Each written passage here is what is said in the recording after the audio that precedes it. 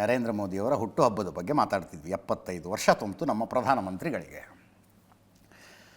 ಸಾಧನೆಗಳು ಅಂತ ಒಂದಷ್ಟು ಪಟ್ಟಿಗಳಿರ್ತವೆ, ವೈಫಲ್ಯಗಳು ಅಂತ ಒಂದಷ್ಟು ಪಟ್ಟಿಗಳಿರ್ತವೆ. ಸಂಜೆ 7 ಗಂಟೆ ಡಿಬೇಟ್ನಲ್ಲಿ ನಮ್ಮ ಪ್ರಶಾಂತ್ ನಾಥ್ ಚೆನ್ನಾಗಿ ಹೇಳಿದ್ರು ಅದನ್ನು.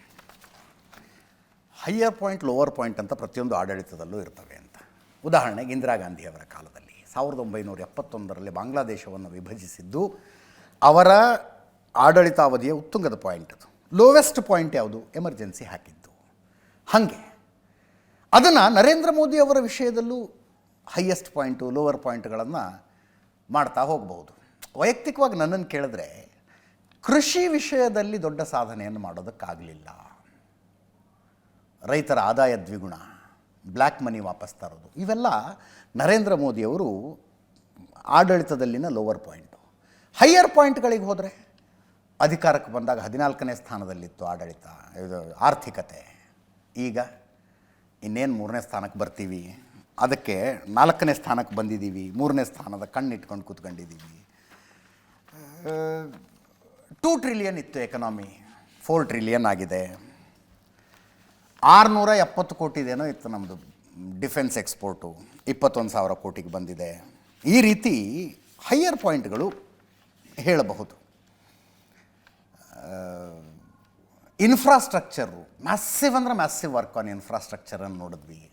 ರೈಲ್ವೆ, ವಿಮಾನ ನಿಲ್ದಾಣಗಳು, ಹೈವೇಗಳು, IITಗಳು, ಏಮ್ಸ್ಗಳು, ಮ್ಯಾಸಿವ್ ಇನ್ಫ್ರಾಸ್ಟ್ರಕ್ಚರ್ ಡೆವಲಪ್ಮೆಂಟನ್ನು ನೋಡಿದ್ವಿ. ಅದು ಎಲ್ಲಿ ತನಕ ಬಂತು ಅಂದರೆ ಕೆಲವು ವಿರೋಧಿಗಳು ಇಷ್ಟೆಲ್ಲ ಒಳ್ಳೆ ರಸ್ತೆಗಳು ಯಾಕೆ ಬೇಕು ಅಂತ ಮಾತಾಡೋಕ್ಕೆ ಶುರು ಮಾಡಿದ್ರು, ಇಷ್ಟೆಲ್ಲ ರಸ್ತೆಗಳು ನಮ್ಗೆ ಯಾಕೆ ಬೇಕು ಅಂತ ಮಾತಾಡೋದಕ್ಕೆ ಶುರು ಮಾಡಿದ್ರು. ಹಾಗೆ ನನಗೆ ನೀವು ನನ್ನ ಕೇಳಿದ್ರೆ ಯಾವತ್ತವ್ರು ಲೆಟ್ ಡೌನ್ ಫೀಲ್ ಆಗಿದೆಯಾ ಅಂದರೆ ಡೆಫಿನೆಟ್ಲಿ ಆಗಿದೆ. ಈ 3 ಕೃಷಿ ಕಾನೂನುಗಳನ್ನು ವಾಪಸ್ ತಗೊಂಡ್ಬಿಟ್ರು. 3 ಕೃಷಿ ಕಾನೂನುಗಳನ್ನು. ನನ್ನ ಅನಲೈಸಿಸ್ಸು ರೈತರಿಗೆ ಅದು ಬೇಕಾಗಿತ್ತು, ಆದರೆ ಮ್ಯಾಸಿವ್ ವಿರೋಧದ ಕಾರಣಕ್ಕಾಗಿ ವಾಪಸ್ ತಗೊಂಡ್ಬಿಟ್ರು.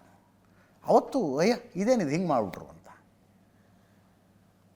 Narendra Modi in principle guarantee ಯೋಜನೆಗಳಿಗೆ ವಿರೋಧ, ಏನೂ ಇಲ್ಲದೆ ನಾನು ಅಕೌಂಟಿಗೆ ಹಾಕ್ತಾ ಹೋಗ್ತೀನಿ ಅನ್ನೋದಕ್ಕೆ ವಿರೋಧ. ಆದರೆ ಕರ್ನಾಟಕದ ಸೋಲಿನ ನಂತರ ಅವರದ್ದೇ ಪಕ್ಷ BJP ಬೇರೆ ಬೇರೆ ರಾಜ್ಯಗಳಲ್ಲಿ ಬ್ಯಾಕ್ ಟು ಬ್ಯಾಕ್ ಗ್ಯಾರಂಟಿಗಳನ್ನು ಅನೌನ್ಸ್ ಮಾಡೋದಕ್ಕೆ ಶುರು ಮಾಡಿದ್ರು. ಅವರು ಸುಮ್ಮನೆ ಉಳಿದ್ಬಿಟ್ರು. ಜಾತಿ ಗಣತಿಯ ವಿಷಯದಲ್ಲಿ ಇನ್ ಪ್ರಿನ್ಸಿಪಲ್ ಅವರು ವಿರೋಧ ಅದಕ್ಕೆ. ಬಟ್ ರಾಹುಲ್ ಗಾಂಧಿ ಅವರು ಜಾತಿ ಗಣತಿ ಮಾಡಿಸ್ತೀವಿ ಅಂದರೆ ಆಯ್ತು ಬಿಡಿ ನಾವೇ ಮಾಡಿಸ್ತೀವಿ ಅಂದ್ಬಿಟ್ರು. ಆ ವಿಷಯದಲ್ಲಿ ಕೆಲವರಿಗೂ ನನಗೂ ಭಿನ್ನಾಭಿಪ್ರಾಯಗಳಿದ್ದಾವೆ, ಜಾತಿ ಗಣತಿ ಆಗಬೇಕಾ ಆಗಬಾರ್ದಾ ಅಂತ. ಆದರೆ ಒಂದು ಸೈದ್ಧಾಂತಿಕ ಟರ್ನ್ ತೆಗೆದುಕೊಂಡ್ರು. ನಾನು ಅದನ್ನು ಲೆಟ್ ಡೌನು, ಟರ್ನು ಅಂತೀನಿ. ಇನ್ನು ಕೆಲವರು ಫ್ಲೆಕ್ಸಿಬಿಲಿಟಿ ಅಂತಾರೆ. ಒಬ್ಬ ನಾಯಕನಿಗೆ ಆಡಳಿತದಲ್ಲಿ ಅಂಥ ಫ್ಲೆಕ್ಸಿಬಿಲಿಟಿ ಇರಬೇಕು ಅಂತ ಮಾತಾಡ್ತಾರೆ. ಗೊತ್ತಿಲ್ಲ ನೀವು ಹೆಂಗೆ ತಗೋತೀರಿ ಅಂತ. ಒಂದು ಅನ್ಡೌಟೆಡ್ಲಿ ಹೇಳಬಹುದಾದಂಥದ್ದು, ಇದು ಯಾಕೆ ಬರುತ್ತೆ ಅಂತಂದರೆ ಒಂದು ಸ್ಪಷ್ಟ ಬಹುಮತದ ಕಾರಣಕ್ಕಾಗೂ ಬರುತ್ತೆ. ಉದಾಹರಣೆಗೆ ದೇಶದ ಭದ್ರತೆಯ ವಿಷಯದಲ್ಲಿ ನೋ ಕಾಂಪ್ರಮೈಸ್. ನಮ್ಮ ಮೇಲೆ ದಾಳಿ ಆದ್ರೆ ನಾವು ವಾಪಸ್ ಹೊಡೆತ ಕೊಡ್ತೀವಪ್ಪ ಅಂತ, ನೋ ಕಾಂಪ್ರಮೈಸ್. ಅದರ ಭಾಗವಾಗಿ ಸರ್ಜಿಕಲ್ ಸ್ಟ್ರೈಕ್ ನೋಡಿದ್ವಿ, ಏರ್ ಸ್ಟ್ರೈಕ್ ನೋಡಿದ್ವಿ, ಆಪರೇಷನ್ ಸಿಂಧೂರ ನೋಡಿದ್ವಿ. ಇದು ನಮಗೆ ಗೊತ್ತಿರಲಿಲ್ಲ ಹಿಂಗೆ ಮಾಡಬಹುದು ಒಂದು ದೇಶ ಅಂತ. ಮುಂಚೆ ಅದೊಂದೇನ ಇತ್ತು ಬಿಡಿ, ಯಾರು ಹೆಂಗೆ ಬೇಕಾದರೂ ಬಂದು ಹೊಡ್ಕೊಂಡು ಹೋಗಲಿ, ನಾವು ನಮ್ಮ ಪಾಡಿಗೆ ನಾವು ಇರ್ತೀವಿ ಅನ್ನುವಂಥದ್ದು. ಅದರಿಂದ ದೇಶದ ಅಭಿವೃದ್ಧಿಗೆ ಸಿಕ್ಕಂಥ ಹೊಡೆತ ಎಂಥದ್ದು ಅನ್ನೋದನ್ನ ಬಗ್ಗೆ ಯಾವತ್ತಾದ್ರು ಮಾತಾಡೋಣ ಇನ್ನೊಂದು ಸಲ. ಟೋಟಲಾಗಿ ಹೇಳಬೇಕು ಅಂದರೆ ನಾವು ನೋಡಿದಂಥ ವೆರಿ ಇಂಟ್ರೆಸ್ಟಿಂಗ್ ಫೆನಾಮಿನಾ ಕೊರೋನಾ ನಂತರ. ಕೊರೋನಾ ಕಾಲದಲ್ಲಂತೂ ಫಾರಿನ್ ಮೀಡಿಯಾಗಳು ಏನು ಆರ್ಟಿಕಲ್ ಬರೆದಿದ್ದು ಭಾರತದ ಕಥೆನೇ ಮುಗಿದು ಹೋಗುತ್ತಿದ್ದು ಕೊರೋನಾ ಬಂದುಬಿಟ್ರೆ ಅಂತ. ಎಷ್ಟು ಯಶಸ್ವಿಯಾಗಿ ಅದನ್ನು ಎದುರಿಸ್ತು ಈ ದೇಶ ಅಂತಂದರೆ WHO ಅಪ್ರಿಷಿಯೇಟ್ ಮಾಡುತ್ತೆ ಇಂಡಿಯನ್ ಮಾಡೆಲ್ ಅಂತ. ಅಷ್ಟು ಮಾತ್ರ ಮಾಡಿದ್ದಲ್ಲ, ಒಂದು ವ್ಯಾಕ್ಸಿನ್ ತಯಾರು ಮಾಡಿ ಪ್ರಪಂಚದ ಬೇರೆ ಬೇರೆ ದೇಶಗಳಿಗೆ ಉಚಿತವಾಗಿ ಭಾರತ ಕಳಿಸ್ಕೊಡ್ತು. Vaccine diplomacy.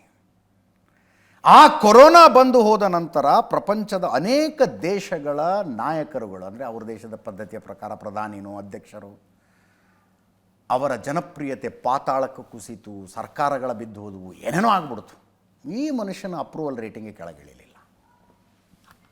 ಪ್ರಪಂಚದಲ್ಲಿ ಅತ್ಯಂತ ಜನಪ್ರಿಯ ನಾಯಕ ಅಂತ ಮೋದಿ ಅನ್ನಿಸ್ಕೊಂಡ್ರು.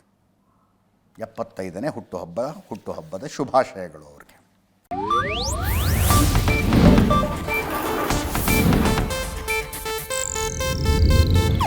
ಇದು ಏಷ್ಯಾನೆಟ್ ನ್ಯೂಸ್ ನೆಟ್ವರ್ಕ್ ಪ್ರಸ್ತುತಿ.